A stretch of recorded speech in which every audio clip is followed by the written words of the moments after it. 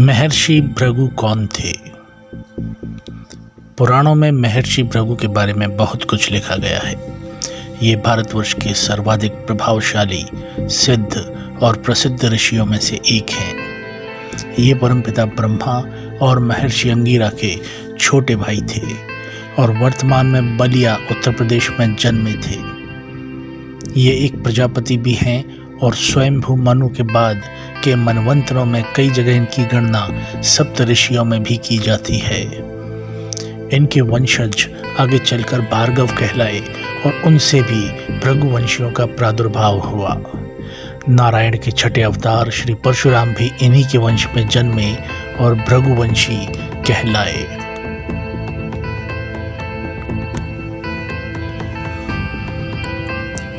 ये ज्योतिष शास्त्र के महान ज्ञाता थे और आधुनिक ज्योतिष शास्त्र के यही जनक हैं। इन्होंने प्रसिद्ध भृगु संहिता की रचना की है, जो कि ज्योतिष शास्त्र की सर्वोत्तम कृति मानी जाती है।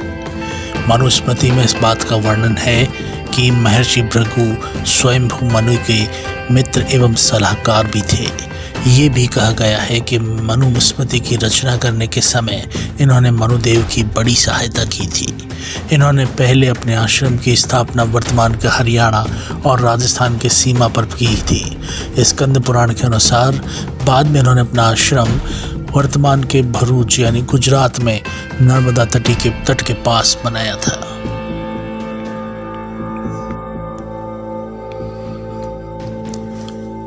महर्षि भृगु का पहला विवाह दैत्यराज हिरण्यकश्यप की पुत्री दिव्या, जिन्हें काव्य माता भी कहा जाता है, उनसे हुआ, जिनके दो पुत्र हुए, काव्य शुक्र एवं त्वष्टा विश्वकर्मा।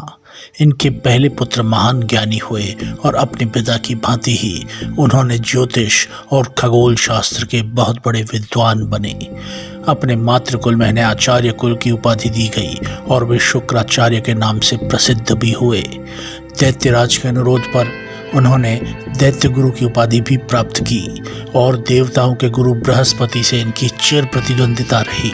ये भगवान शंकर के अनन्य भक्त थे और उन्होंने अपने घोर तपस्या कर अपने उनसे मृत संजीवनी विद्या प्राप्त की, जिससे वे युद्ध में मारे गए सैनिकों को पुनर्जीवित कर देते थे। इसी कारण उन्हें दैत्य साम्राज्य विनाश से बचा रहा। इनकी पुत्री देवयानी बाद में ययाति से ब्याही गई और उन्हीं से समस्त राजकुल चले।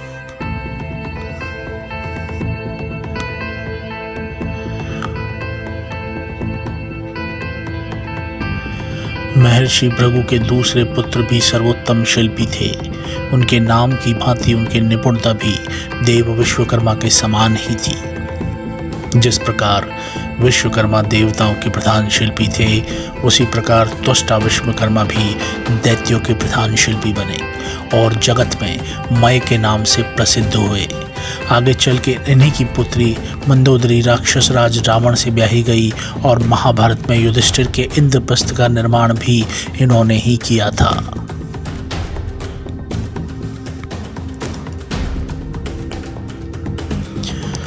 महर्षि भृगु का दूसरा विवाह दानव अधिपति पुलोम की पुत्री पौलमी से हुआ। इनसे दो पुत्र उन्हें प्राप्त हुए, जो आगे चलकर महान ऋषि बने।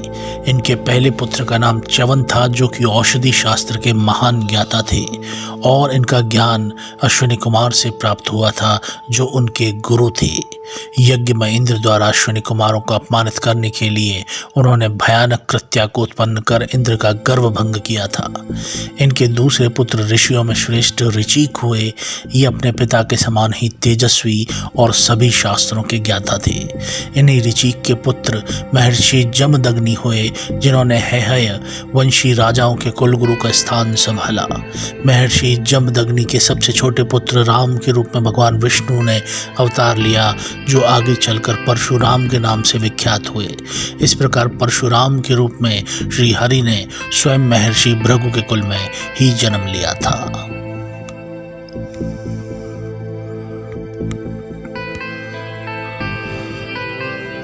महर्षि भृगु का तीसरा विवाह प्रजापति दक्ष और मनुकन्या प्रसूति की पुत्री ख्याति से हुआ।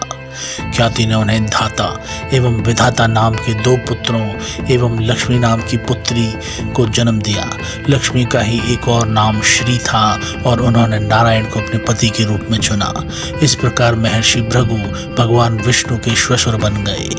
बाद में त्रिदेवों की परीक्षा लेने के प्रयास में इन्होंने श्री हरि विष्णु के वक्ष पर अपने पैरों से प्रहार किया।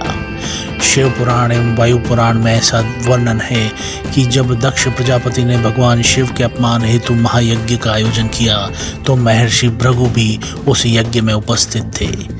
जब सबने देखा कि दक्ष ने महादेव को आमंत्रित नहीं किया तो महर्षि कश्यप के साथ भृगु ने भी दक्ष को चेतावनी दी कि महादेव के बिना ये यज्ञ सफल नहीं हो सकता, किंतु अभिमानवश दक्ष ने उनकी बात को अनसुना कर दिया। इसका परिणाम यह हुआ कि अपने पति का अपमान देखकर सती ने उसी यज्ञ कुंड में आत्मदाह कर लिया। जब महारुद्र को यह बात पता चली तो उन्होंने वीरभद्र को उत्पन्न किया और उसने दक्ष को समाप्त करने को भेजा। जब दक्ष को इस बारे में पता चला तो उन्होंने महर्षि भृगु से सहायता मांगी। तब भृगु ने कहा, हे प्रजापति, अब तो त्रिलोक में आपकी रक्षा कोई नहीं कर सकता। यदि आपको संतोष सेना से ही होता है तो मैं आपके लिए 1 करोड़ योद्धाओं की सेना बना देता हूँ। यह कहकर भृगु ने 1 करोड़ भीषण योद्धाओं के बल को अपने मंत्र बल से उत्पन्न किया और उस यज्ञ से प्रस्थान कर गए। हालांकि उनकी ये सहायता किसी काम न आई क्योंकि वीरभद्र ने उन योद्धाओं का नाश कर दिया था।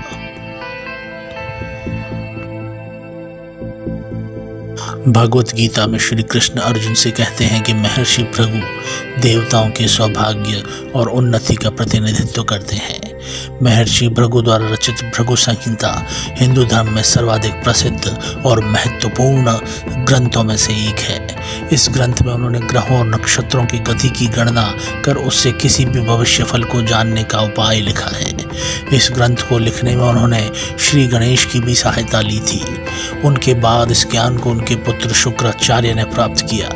कहते हैं कि इस ग्रंथ में महर्षि भृगु ने स्वयं 5 लाख समकालिक व्यक्तियों के भविष्य फल को समाहित किया गया था।